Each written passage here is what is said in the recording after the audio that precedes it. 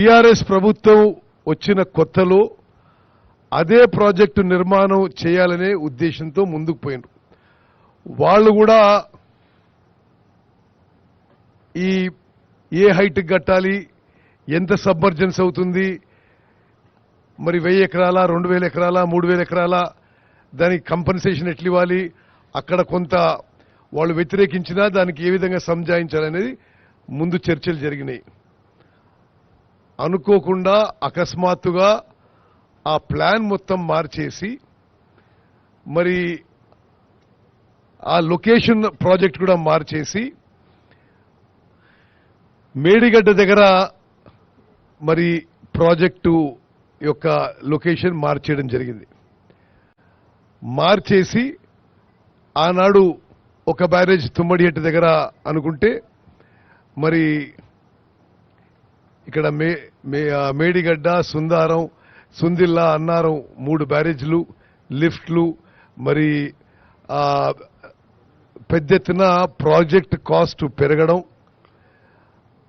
మరి గత 10 ఏళ్ల పాటు జరిగిన విషయం మీకు అందరికీ తెలుసు. నేను ఒక విషయం గుర్తు చేస్తున్నా. ఆనాడు 38,000 కోట్లకి 16 లక్షల ఎకరాలకి మరి ఆయకట్టు కోసం ఆ ప్రాజెక్ట్ నిర్మాణం తలపెడితే ఆ తర్వాత ఈ కాళేశ్వరం ప్రాజెక్ట్ కింద 80,000 కోట్లది, 80,000 కోట్లు సిడబ్ల్యూసి అప్రూవ్డ్ కాస్టు. దీని కింద అప్పుడు 16 లక్షల ఎకరాల కొత్త ఆయకట్టు ఉంటే ఇక్కడ 18 లక్షల ఎకరాల ఆయకట్టుకి దీనికి అదనంగా కొంత స్టెబిలైజేషన్ ఆఫ్ ఎస్ఆర్ఎస్పి కింద, నిజాం సాగర్ కింద స్టెబిలైజేషన్ ఆయకట్టు కింద ఈ ప్రాజెక్టు నిర్మాణం మొదలుపెట్టారు. మరి ప్రాజెక్టు మొదలుపెట్టినప్పటి నుండి కూడా మాకైతే ఈ ప్రాజెక్టు నిర్మాణంపై, ఈ ప్రాజెక్టు వయబిలిటీపై, ఈ ప్రాజెక్టు యొక్క నిర్మిస్తున్న తీరుపై ఆనాటి మేము ప్రతిపక్షంలో ఉండి నేను పార్లమెంట్లో, అసెంబ్లీలో మన మిత్రులందరూ కూడా చాలా సందేహాలు కూడా వ్యక్తం చేయడం జరిగింది. ఆనాడు ఆ ప్రభుత్వం ప్రాజెక్టు గురించి ఏ విధంగా ప్రచారం చేసుకుందో మీ అందరికీ తెలుసు. ఒక దశలో ప్రపంచంలోనే అతి అద్భుతమైన ప్రాజెక్ట్ అని చెప్పారు, అతిపెద్ద లిఫ్ట్ అని చెప్పారు. మరి ఈరోజు అమూల్యమైన ప్రజా డబ్బుతో కట్టిన ఈ ప్రాజెక్టు కొంత డ్యామేజ్ కావడం ఇది చాలా బాధాకరమైన విషయం.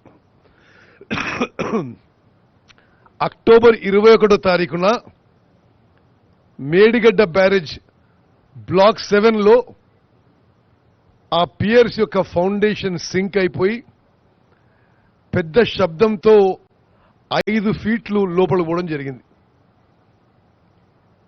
సరే, ఆ తర్వాత అప్పుడు మేము ప్రభుత్వంలో లేము. అక్టోబర్ 21వ తారీఖు నుంచి డిసెంబర్ 3వ తారీఖు వరకు గత ప్రభుత్వమే ఉండింది. ఆశ్చర్యకరం ఏంటంటే ఆనాటి ముఖ్యమంత్రి, ఇరిగేషన్ మంత్రి అక్టోబర్ 21 నుంచి డిసెంబర్ 3వ తారీఖు వరకు అసలు ఈ విషయం మీద నోరు మెదపలేదు. అంటే ఎంత 10 + 30 40 45 డేస్ పాటు ఇంత మేజర్ ఇన్సిడెంట్, 10 ఏళ్ల పాటు ప్రపంచంలోనే అద్భుతమైన కాళేశ్వరం ప్రాజెక్ట్ కడుతున్నా అని చెప్పిన పెద్ద మనిషి ఇంత మేజర్ డ్యామేజ్ జరిగితే దాన్ని విజిట్ చేయడం కానీ, రివ్యూ చేయడం కానీ, దాని మీద ఒక స్పష్టమైన స్టేట్మెంట్ ఇవ్వకపోవడం ఇది దురదృష్టకరం. మేము 7వ తారీఖు అంటే ఒక 10 రోజుల క్రితం మేము బాధ్యతలు తీసుకొని ఇది చాలా సీరియస్ ఇష్యూ అనే విషయం పరిగణించుకొని మన గౌరవ ముఖ్యమంత్రి గారు మొత్తం విషయంపై జ్యుడిషియల్ ఎంక్వైరీ వేస్తారని చెప్పి శాసన మండలిలో ప్రకటించిన విషయం మీ అందరికీ తెలుసు. అది అతి త్వరలో వేయబోతున్నాం. మరి ఫీల్డ్లో విషయాన్ని ఒకసారి పరిశీలించి మన ఇంజనీర్లని, అదేవిధంగా నిర్మించిన ఏజెన్సీలని సైట్ మీద ఒకసారి ఒక వాస్తవాలు తెలుసుకునే విధంగా మేము కూడా ఈరోజు మరి మంత్రులు అందరం కూడా మేడిగడ్డ బ్యారేజ్ విజిట్ కోసం రావడం జరిగింది. సరే, దీని తర్వాత వీలుని బట్టి ఇక్కడి నుంచి కన్నేపల్లి దగ్గర పంప్ హౌజు, అక్కడి నుంచి అన్నారం బ్రిడ్జు, అన్నారం బ్యారేజు చూసి మేము హైదరాబాద్ తిరిగిపోతాం.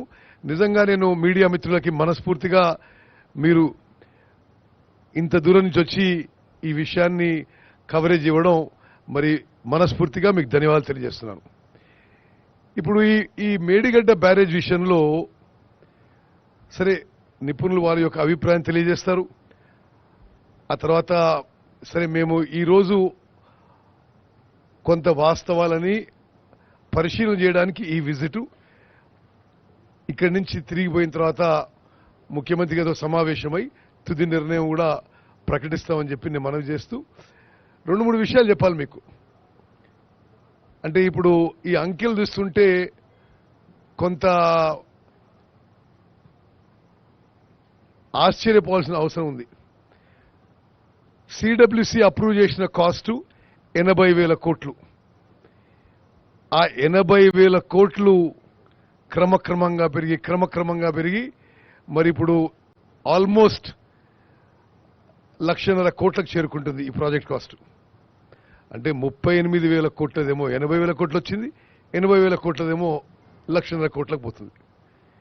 ఈ రోజు వరకు నాకు ఇచ్చిన ఫిగర్స్ లో కొత్త ఆయకట్టు, కాళేశ్వరం ప్రాజెక్ట్ కింద కొత్త ఆయకట్టు అప్రాక్సిమేట్ గా ఇప్పటి వరకు అయిన ఎక్స్పెండిచర్ అప్రాక్సిమేట్ గా 95,000 crores.